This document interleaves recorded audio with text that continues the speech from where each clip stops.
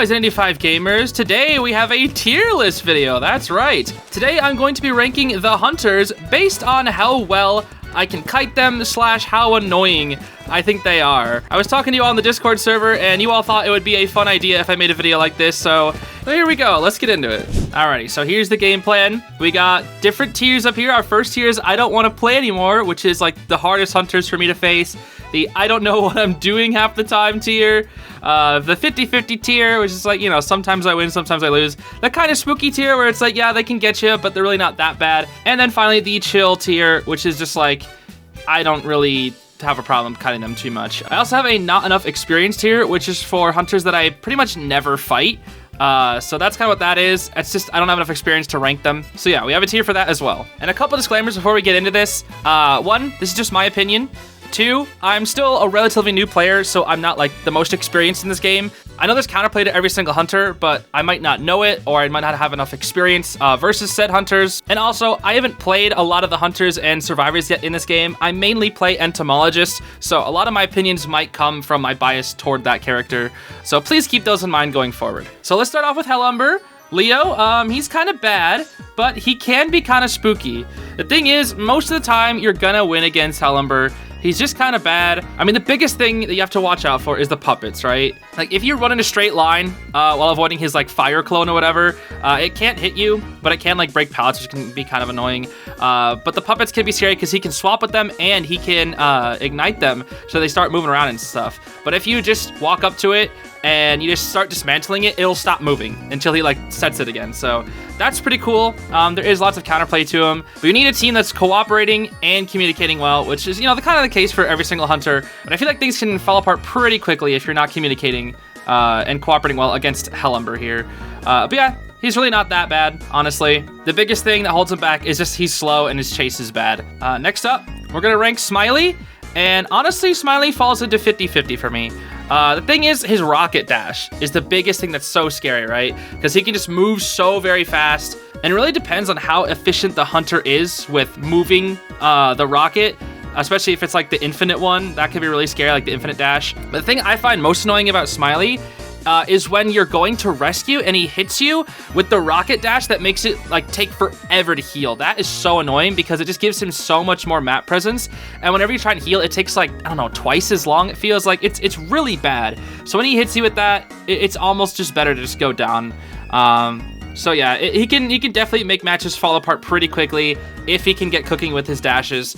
But a lot of the time, you can also just meme on him by putting down a pallet. It really just depends on how good the Smiley player is, which again, I guess you could say is the case for every single hunter. But you know, it's more the case for hunters that take more efficiency to play.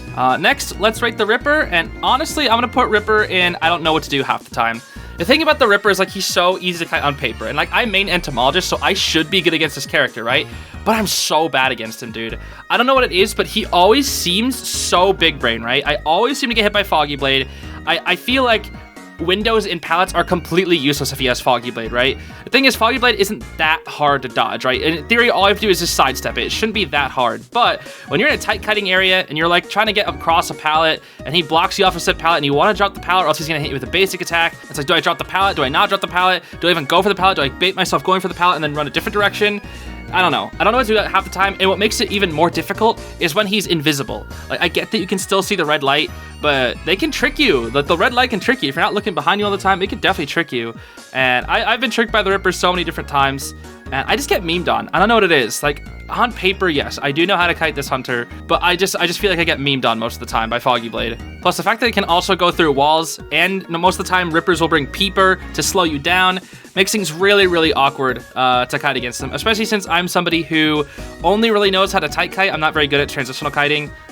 So yeah, I don't really have all the answers for Ripper yet, and a lot of the time I just panic when I fight this character. Next up is Gamekeeper. I'm gonna put him in the chill tier. Maybe it's because I've never fought a really, really good one yet before, but it seems like every single Gamekeeper I fight really isn't that bad, right? All you have to do is just look behind you, and whenever you see that he's about to go for his funny little grappling hook or whatever, you just sidestep. Like, the hitbox is pretty big, but like, most of the time I just end up dodging. Like, he does get me a few times, right?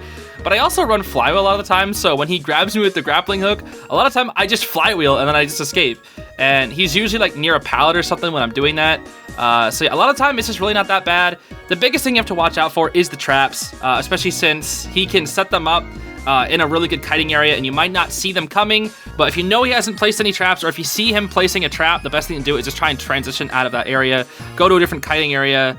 It's really like the biggest strength that he has is those traps, because when you get caught in a trap, you are stuck there for a while and it's basically a free hit for him. But yeah, otherwise he's really not that bad to deal with, honestly. Next up, we're gonna rate Soul Weaver, and honestly, I think this is...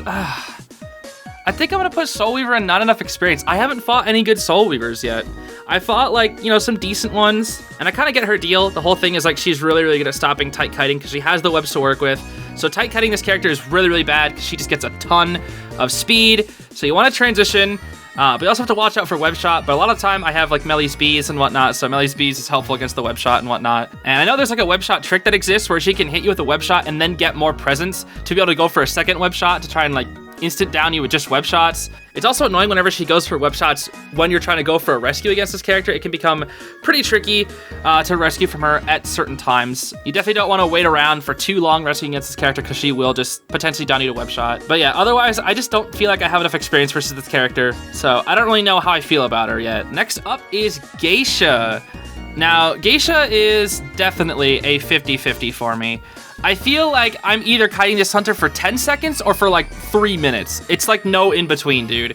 Like you can find a good kiting area for Geisha, skill check with the butterfly, and you can just loop her, tight kite her infinitely, dude.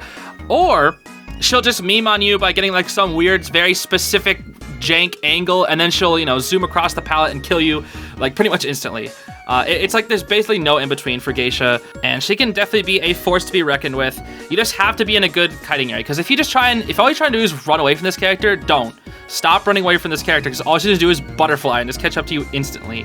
You have to just stay near kiting areas. Like, transitioning from this character is really, really difficult, so only really do it when, I guess, she's breaking a pallet and you can somehow skill check with the butterfly, because otherwise you're just going to get caught by butterfly and you're just going to get memed on. So yeah, another hunter I know how to fight well on paper, but also just really, really scary when you go up against somebody who knows what they're doing. Next up, let's go for Photographer, Jojo. Jojo is definitely in the kind of spooky tier for me.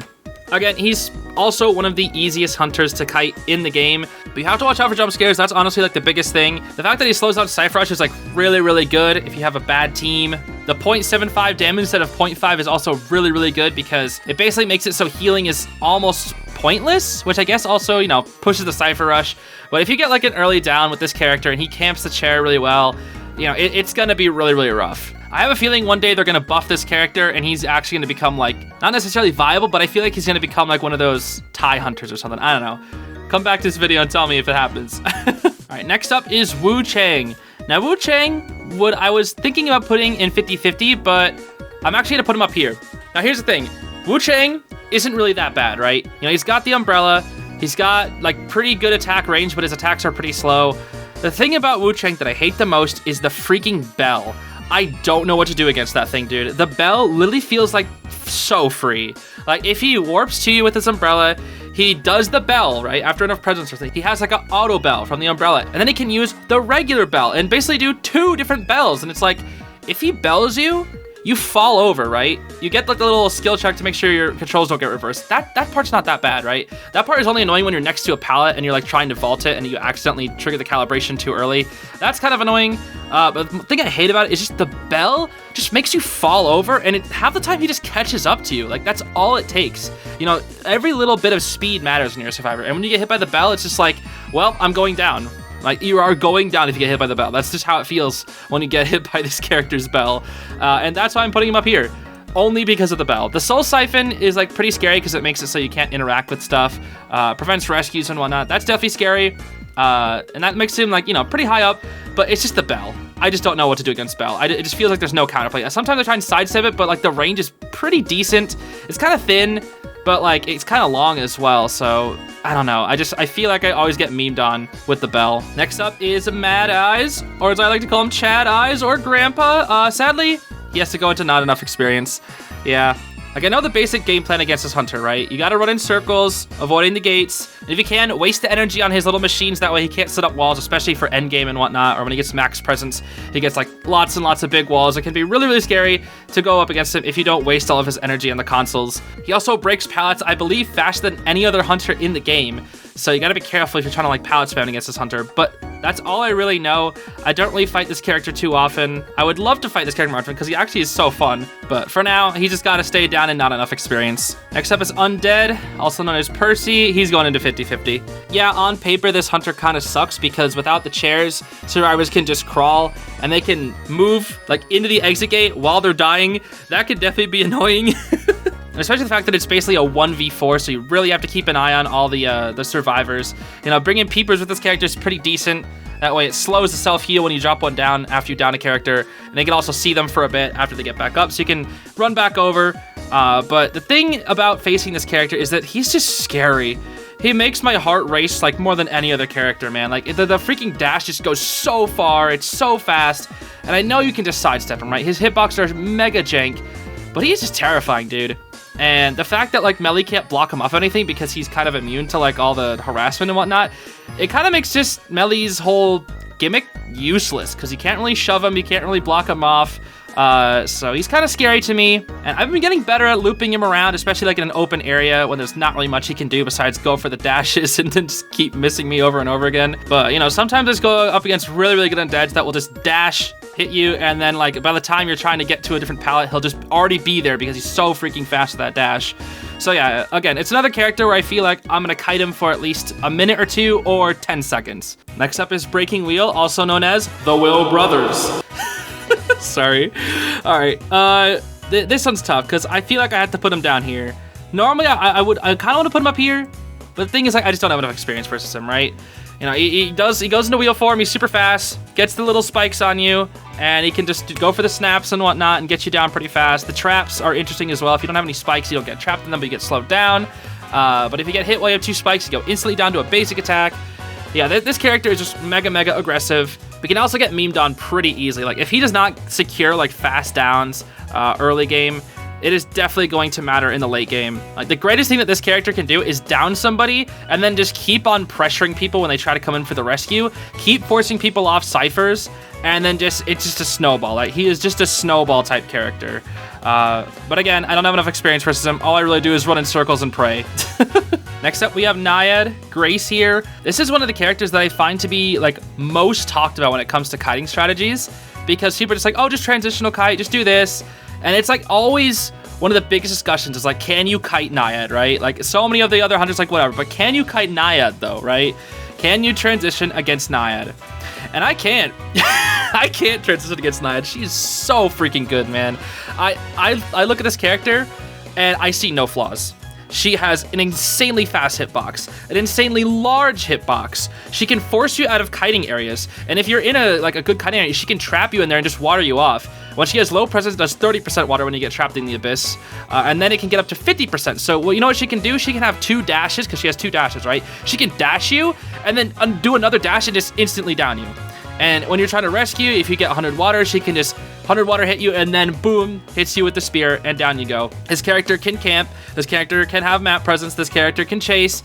It just feels like she has no flaws, right? It feels like she has no flaws to me. And also, like, I pretty much only see them carrying the standard, like, detention trump card blink. Like I rarely ever see them do anything else.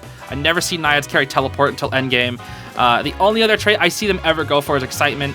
But I have seen a couple big brain Naiads go for patroller, where they have a good watered off area, then they go for patroller, so you're stuck there, so you're forced to get a water hit, especially when you like get a good water area before somebody comes in for a rescue patroller, and then force them either away from the rescue or force them into the pool, and then you just get so much water from the patroller. Like it's kind of crazy for patroller Naiad, but I feel like it takes a lot of skill and setup to use well. Now I've never actually played as Naiad myself, so I feel like I could learn a lot by playing as her. But right now, I just don't know what to do against her, man. Like, my longest kite against her is probably, like, maybe a minute. I just can't survive longer than a minute, because she'll eventually trap me, I'll eventually run out of resources, and eventually I'm just going to go down to Blink, probably. Next up, Wax Artist. Wax Artist, he's right here, for sure. I don't know what to do half the time against this character, man. He can cut you off of kiting areas. He can block off windows with the wax. He can block off ciphers. He literally blocks off everything that's interactable with the wax. But the biggest thing that I am so scared about this character is hot wax. Hot wax is so dumb, man. It is so dumb. This happened to me just early today. He gets you to like 96% wax, goes for hot wax, hits you with one more little wax, goes for basic attack, and boom, what can you do? It's just instant down. It's just a free down. And like if they're running insolence, dude, oh my gosh, if they're running insolence, like he just has a freaking hot wax so early, and it's just like, ah, man. Oh, it's so scary to go up against this character. And he has wax bombs and stuff to work with, and the wax can travel really, really far too.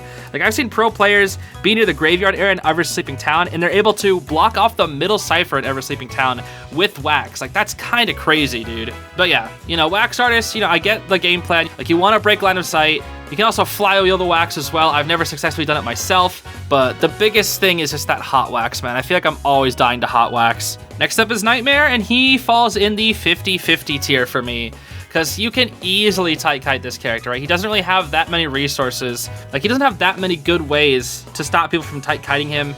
You can pallet spam against this hunter and it'll just work half the time. But for me, I'm just scared, right? If I ever go out into an open area against this character, I am like, because like he's gonna claw, and if he's at max presence, he can do like the double dive, and he can just get you from pretty far away, right? But if you can just stay in a good kiting area, use up all its resources, transition well, like there really isn't that big of a problem against this hunter. The big problem comes from his warping. That's the biggest thing to have to worry about, is like when you're working on a cipher and you're like at half health, maybe even damaged from, you know, fighting Nightmare earlier, but you got away. He gets warp back to you. He doesn't even use up his trait for that, right? He can still keep blink. He can still have like teleport and whatnot. Like he can run double teleport, which is like super, super good for endgame, because it just makes opening up the exit gates really, really difficult. And that is definitely where Nightmare shines, just when he has detention for endgame. That endgame just becomes so freaking scary, dude. Especially since a lot of the time there aren't good kiting areas around exit gates. They're usually pretty open, which is really good for Nightmare because he can instantly just use Spy and then just go crazy. Next up is Clerk. Clerk. I have played Clerk, I think like a total of 2 or 3 times. This character takes a very, very big brain to play, I feel like. You definitely have to manage so much of your resources. You can only like hold 3 different recordings at once or whatever. I feel like this character is just really hard to play, right? It definitely takes a big brain to play this character. But at the same time, I also feel like I never really know what I'm doing against this character. I kind of just like spam pallets, but when she's not recording me. And like when she goes for like those attack recordings, those are always really scary because they can force you off of palleted areas if she has no other recordings. The fact that she can prime the cipher as well is really scary. She has like a decode recording. She can also lock up the exit gate over and over and over again, which can be super annoying because they're usually trying to get out one exit gate. So a lot of the time when I'm up against a Clerk and we have like a good amount of people left, I usually just run to the opposite exit gate that my teammates are on, just so that we can at least get an exit gate open, because she can lock off the exit gate and just loop it, and it can be really, really annoying, especially for playing a character with bad gate opening speed like Acrobat or Antiquarian. And there's just like a lot of other little niche things that happen with Clerk. Like I'm pretty sure when you pallet stun her and you're on the same side of the pallet as her, you can't, you know, vault over the pallet again. I think that's only a Clerk thing. I'm not really sure. I think she's kind of body blocks it or something. I'm not really sure. But yeah, she's scary. And most of the time, if I'm winning, it's just because I'm getting lucky. Next up is Hermit. We got Alva here. He is definitely a 50-50 for me. Like, I feel like we either get 4K'd or 4 escape against this character. Because, like, his chase isn't that good, right? Like, he has the stuns, and when he has presence, he can do, like, the big Eye of Sauron warping thing, which can be scary. But a lot of time, it's either me or my teammates will just kite him for, like, 2 minutes, and, like, he just can't get any presence, he can't get anything to work with, and he doesn't get any, like, you know, damage spread or anything. So it just becomes really difficult when you don't really get a lot of early game pressure with this character. Like sometimes Hermits won't even do the Cypher spread out progress thing. That way people can't spread around damage, so they secure it down and then they do it. That way, like, all the rescuers will have to deal with that kind of stuff because they usually just want to get it down as quickly as possible. So yeah, it could definitely be pretty tricky to go up against this character. There are also some other niche things that you can do. Like, there was one situation where I stepped inside of a locker to get rid of my charge, and that also helped me live. That way my teammate took all like the damage and get the damage spread, so they would die, and then I wouldn't also die along with them, so it wouldn't have been a double down. So there are little situations like that that you can do. Just some niche stuff against Hermit, but otherwise he's definitely just got to be a 50-50. Like, it's either going to be 3 to 4 escape or it's going to be like a 4K. Next up is Nightwatch, and honestly, I want to put Nightwatch in kind of spooky. The thing is, like, I know everything about Nightwatch because that's my main. Like right now, my hunter main is Nightwatch. I don't know if I have like a secure main or anything because I don't play hunter too often, but no, I've been playing a lot of Nightwatch, and I just know everything about him, right? I know what he wants to do. I know his game plan. I know how his resources work. Like, he's definitely super strong. I still lose to him a whole lot. But the thing is, like, I've played him so much that I just know him, like, not necessarily inside and out, but I just know a lot of the tricks and the things that they want to go for. So I am scared when I fight this character, but I'm never like, oh no, I don't want to fight this character. I kind of like seeing Nightwatch. When I first started playing, I was like terrified of Nightwatch. I didn't really know what to do. Then I started playing him, and now I'm like, oh, cool. These are his weaknesses. And his weaknesses are breaking line of sight from the wind, dropping pallets at really, really crucial moments when he tries to go for strong wind, and being really, really careful of him using those wind walks because he can hop over pallets and whatnot. But he can also go down to tight kiting. It's like a really, really tight kiting as well. But you're probably eventually just going to go down against him because his pursuit is just really, really good. He is like probably the third best hunter in the game, only behind Dream Witch and freaking Opera Singer. But yeah, I like Nightwatch. I think it's cool. Next up is the Feaster, and he is definitely going into, I don't know what to do half the time. You know, this might be a bit of a result of not enough experience versus the Feaster, so I might put him down here. But no, the thing is, the tentacles, they're so broken. They're so broken, bro. I don't know what to do against them. His camping is insane, right? Because if he hits you with the tentacle and then he gets a basic attack on you, boom, dead. And that just never feels good. Like, I am always so worried about rushing against Feaster because I feel like I'm just going to probably go down. But also, he cuts you off of so many kiting areas, particularly when you're trying to get to the other side of a pallet or a window and there's a tentacle that just appears. It's like, okay, well, now what do you do? Do you go back and force the basic hit? I mean, yes, you probably should force a basic hit. But if you're at half health, it's just like, well, what do I do now? There's a tentacle there. He's behind me. I literally can't go anywhere. Like, a lot of times on Red Church, I'd be trying to loop him, and then he just sets up a tentacle on outside one of the windows. I was like, well, I guess I'm going down.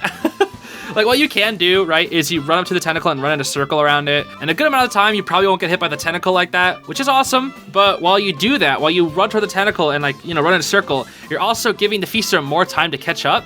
And the closer the Feaster is to you, the faster his tentacles recharge. So you want to get distance to get this hunter. But when he's constantly putting up tentacles that block you off of areas, he's eventually going to catch up, which means more tentacles to deal with. And at that point, it's just like, I don't know what to do anymore, man. I just don't know what to do.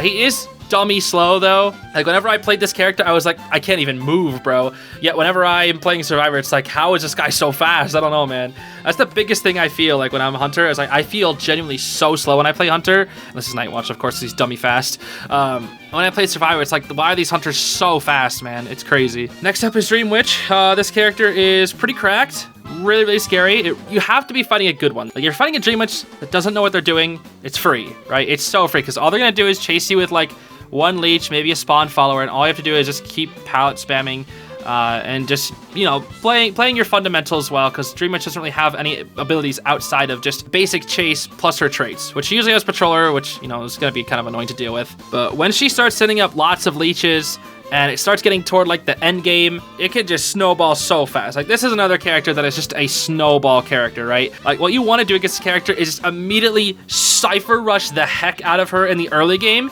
and just pray that your first kiter doesn't go down. Like, that's what you have to do in this character because she is not great early game, but mid game and especially late game, she is just so dummy powerful because she has so many leeches on the field. And it just snowballs and snowballs until you die. And a lot of the time, when it gets to that point where it's snowballed so much, you might have like one teammate down, one on a chair, a Cypher that you need to like try and finish, and you're at half health and you're just like, what do I do? What do I actually do? Like, a lot of time against a Dream Witch, when we're at like the end game, I'm just like, what do we even do? There's like 3 leeches on the field and there's so many targets that I need to go after. Like, do I support? Do I decode? Do I rescue? Like, it just causes so much confusion, and when I get confused, I panic and I make tons of mistakes, which is what the Dream Witch wants to capitalize on. Next up is Axe Bro. I'm gonna put him in kinda spooky. I've never really had that big of an issue with Axe Bros. You know, the spirits are like the biggest thing that you gotta watch out for when he closes in the spirits on you. I don't know what they're actually called, the little flame spirits. Those can be really scary. But you can see the red line, so you can usually kind of try and avoid them, but they can kind of curve as well. Since the flame is going toward the Axe Boy, so you gotta kind of watch the red line a little bit. So that can be kind of tricky, and it can definitely get you with the spirits when you're trying to like vault over like a pallet or a window. That's the time you want to watch out for the spirits the most, is when you're trying to like vault over something. He has a lot of speed that he can set down with his little thorn road or whatever. The freaking vine trees he sets up are also really annoying as well. But if you prime them, you know, it's not that bad to deal with. If you're just starting the chase, of course. That way you don't have to deal with the spirits. So yeah, there's definitely counterplay to him. And a lot of time your matches will end in a draw because he does have a good amount of resources to work with. But again, I don't think I've ever played against an Axe Boy and I started rolling my eyes at the beginning of the match. Like whenever I see these hunters up here, I start rolling my eyes once I know we're up against them. But if I see an Axe Boy, I'm just like, okay, all right, that's cool. Because you see the trees at the beginning of the match. It's like, oh, okay, that's cool, man. Next up is Lucino, Evil Reptilian. He's definitely going into not enough experience. I don't have enough experience against this character. I played him on his character day, and I barely figured out how he even worked. I don't really know how the jumps work, but I know he can go for 3 of them at like, you know, max presence or whatever, and he can crash down, which makes it really scary to vault over pallets and whatnot, because it's like, oh, I'll just vault over this pallet, and then I'll get away from him. Haha! Nope, he predicted it, and he jumped on the pallet, and now you are dead. And I can't count the number of times that this doesn't really happen to me anymore because I'm kind of used to it, but the number of times a teammate has gone to rescue somebody and he goes for the jump, he smacks down, and then he goes for basic attack, and then they just die and fail the rescue. Like, it happens so often, man. It happens so often. And I feel like a lot of players just aren't ready for it because they just don't fight him enough, and they just end up getting memed on by that. But again, I also rarely ever fight this character, so I haven't got a lot of chances to learn how to kite against him yet. Next up is Bloody Queen, freaking Mary. I despise this character. Well, by the way, when I say despise this character, I mean their gameplay. I don't think there's a single hunter in this game that I dislike their characters slash designs. They're all really awesome. But I freaking hate fighting Bloody Queen, man. The mirror feels so free. Like, it goes through pallets, goes through windows, goes through any obstacle. Has the hitbox the size of a football field, man. It's so big. But a lot of times when I've tried to juke the mirror, if I try to, like, you know, run back toward the mirror, she'll just spin in a circle and throw out an attack. So her attack will just shnoom in a circle. So it's like, well, massive hitbox plus moving, circling hitbox equals you're gonna die. The thing is, you are gonna die against this character. Inevitably, you are going to die at some point. Like, Fly is definitely really, really good against her. But the mirror is just, it feels so overpowered, right? The only blessing against the mirror is the 2 story areas. Like, those feel so good because it basically turns her into, like, a basic hit hunter. She can warp with the mirror, you know, get closer to you as well. That's always really scary. But literally anytime she pulls out the mirror, it feels like an omnipresent blink slash teleport that she can just do every, like, what? How long is mirror cooldown? Like 15 seconds? I don't actually know. But man, when you're playing against this character and you don't have 2 story areas to work with, like on Arms Factory, Red Church, it just makes you want to stop playing the game, man. I can't stand fighting this character. I always lose this character. Like, I've maybe kited mirror successfully like a handful of times. I usually just end up getting hit by the mirror. If the Bloody Queen is good. You know, sometimes they mess up and they hit stuff, and there are some special cases where the Bloody Queen can't even, you know, mirror towards you if they're like stuff in her way. But a lot of time you can't really see where she is, and a lot of time you can't see exactly where she is. So you really have to have map knowledge if you know that she can't hit you with the mirror, like from where her version is. But then she also just swaps, so it's just, yeah, her pressure, her pursuit, it's just, I don't know what to do against this character, man. She's too hard. The fact that there is, like, no on-paper correct way to fight her either, it feels like, is just, I don't know, man. I just never like fighting this character. And I also don't really like her sound effects either. Her freaking, like, ta, ta, it's just annoying, man. Next up, we've got Disciple. She's gonna go into I don't know what to do half the time. What do you do when you get hit by a cat? Literally, what do you do? When you're catted, what do you do? She's gonna jump towards you, she gets a free hit. That's literally it. I know, on paper, what to do against the cats, right? If you have some distance on her, she throws out the cats, and they can go horizontal. When they go horizontal, you run back toward the cat so she doesn't get hit by them. But she can also, you know, point toward the freaking, I don't know, cross, and then make the cats go that way so that you have to wait for the cats to run back. The cats also have a dummy large amount of range. Like, the cat hitbox feels so freaking massive, and she can always jump toward the cats to secure so much distance onto you. So it just feels really difficult to kite this character. Like, you can't tight kite her. When you transition, she just uses cats. What do you do? If you tight kite, you get catted. If you transition, you get catted. And if you don't get catted when you transition, you're gonna end up being right next to her anyways. So it's just, I don't know, man. I really don't know what to do against this character half the time. I have kited her. I actually kited this character 5 ciphers before, believe it or not, but it was with Thief. It was with Thief because I just turned her into a basic character. All I had to do was shine the flashlight on the Disciple and she couldn't do anything. She was just bad without her abilities. So that was cool. But yeah, otherwise, when I see this character, I try and dodge the cats. If I get catted, I'm just like, well, it's over for me, man. Next up is Violinist Antonio. He's chill, bro. I love seeing Antonio out here because this character is just, he's mid. He's just mid. He's just bad. He's slow. And that's his biggest flaw. He is just slow. You know, his notes are scary. He cuts you off of areas using the freaking notes. That's scary. I won't lie. And when he's at max presence, he's got like the big, huge, like biggest hitbox in the game. It's a massive AoE attack, but it has to be on the opposite side of the string for that to even happen. You can flywheel it, which I flywheeled it a couple of times as well. But you just want to get distance against this hunter. If you get a pallet hit on him, like, he is just gonna cry. He is just gonna cry. A lot of time they'll bring peepers as well to like kind of help against the tight kiting, kind of know where to put their notes. So a good Antonio those are doing can be pretty scary, but otherwise he's pretty chill. And that's the same thing with Sculptor too. I find Sculptor to be pretty chill. You know, statues are scary, don't get me wrong. The statues can be scary, especially a lot of time I just don't even know what's happening to the statues. But after playing Sculptor, I feel like I know a little bit more about her, how she works. The statues are definitely like the biggest threat because, oh boy, her attacks are so dummy slow. Like her basic attack is just so freaking slow that you can just flywheel that on reaction, man. And otherwise, I just feel like her pursuit isn't really that good. The statues, I've tried to cut people off of kiting areas, doesn't really seem to work too well. But I have seen this character played in a tournament, and she definitely can cook, but she's definitely not as powerful as she used to be. At least what people have told me. She used to be really, really good in the past, where her statues just had much better hitboxes. But after her nerf, she was never quite the same. But yeah, whenever I run into a Sculptor, I'm never really that scared. Honestly, I just know it's going to be a fun match. Okay, only 3 more hunters left to rank here. I don't know why they have Ember twice on this tier list, or 3 times actually. I don't know why they just 2 random Ember skins, but anyway. Next up is Fool's Gold. He goes into kind of spooky. He's kind of spooky for me, honestly. I've played a lot of Fool's Gold recently. I kind of know how he works. He just feels like worse Naiad, kind of. Like, he throws a pickaxe into a wall, so it like will force you out of an area, and he can also hit you while he doesn't have the pickaxe in hand. He can get lots and lots of distance by throwing the pickaxe and then just dashing towards it, which he gets at like 0 presence, so that's pretty scary. But the biggest thing to worry about is when he sets up the rock, right? When he sets up the rock and then puts down a big unstable ground in that area. Like, that's the scariest thing about Fool's Gold. And also rescuing from him can be really scary as well. Because if he gets like a chip hit on you, and then it gets like a double chip hit, he can just go for basic attack, kill you. But he can also just throw the pickaxe just to interrupt your rescue, right? And, you know, just rescuing this character can be really scary. And he's got a lot of tools to work with. And I personally think pretty highly of Fool's Gold, but after getting to kite him a lot since people have been playing him a ton, I don't think he's like turbo scary, right? Like, I don't see Fool's Gold as that scary, right? He is scary, right? He isn't kind of spooky, but if I'm looking at like, you know, the characters up here, I'm like much more scared to fight these characters than Fool's Gold right now. Next up, Opera Singer. Without a doubt, the best character in the game. She is definitely right here for me. You know, I ban this character all the time in rank, but whenever I fight against her, it's just, oh boy, she is fast, man. She is so freaking fast.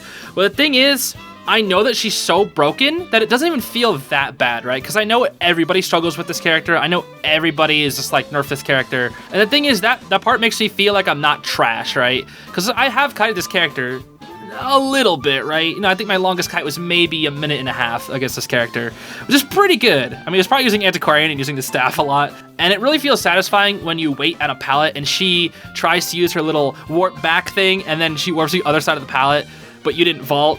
And it's just like, oh man, it feels good when you mind game an Opera Singer. It feels so good. But at the end of the day, you are just gonna fall because she is just so dummy fast. She's so broken that everybody hates fighting this character, right? Like, nobody wants to fight this character. So it doesn't feel as bad, right? It feels like you're all gonna suffer together. Whereas like when I get hit by Ripper Foggy Blade and then no attack recovery into regular basic attack, like 10 seconds of the match, now I'm just gonna cry because it's like, oh no, now I'm just trash for getting hit by that. Whereas when it happens with Opera Singer, it's like, oh yeah, we all expect that you to go down like 2 seconds when you're fighting an Opera Singer, right? It's just inevitable. Finally, we have Bonbon. Ooh, Bonbon. Guard 26. He is my least favorite character to fight. I hate this character, man. Again, I just hate his gameplay. I think he's actually so cool. I think his character design is so adorable. I think he's a funny little goofy guy. But man, do I hate fighting this character.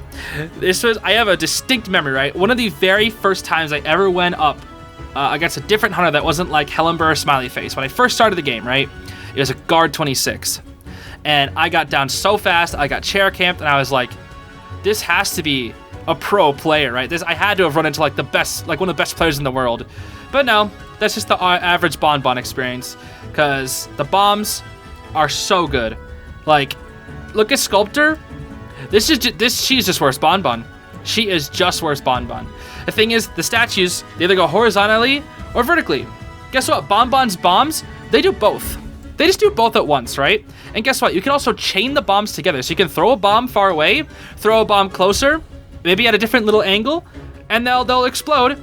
They'll all explode at once. And he can have different timers on the bombs. He can have instant bomb, the 3-second bomb, which is the most common one. And then he also has the freaking long bombs that he uses for camping. His camping is dummy good. Rebounding as his character is dummy good. He's not slow. Like, he doesn't feel slow. Like, everybody says, oh, Bonbon's Pursuit is bad. How? All he does is spam bombs. When he spams bombs and cuts you off of kiting areas, you're constantly being forced into open areas where he will inevitably just catch up to you and hit you. For me, at least, feels like there's no counterplay. If I drop a pallet, I take a chip hit. If I vault a window, I take a chip hit. And here's the thing, if you ever find yourself fighting this character, and you finally are like, oh, here he's out of bombs probably, like he has very, very little bombs to work with. Let me get across this pallet, right? He has blink.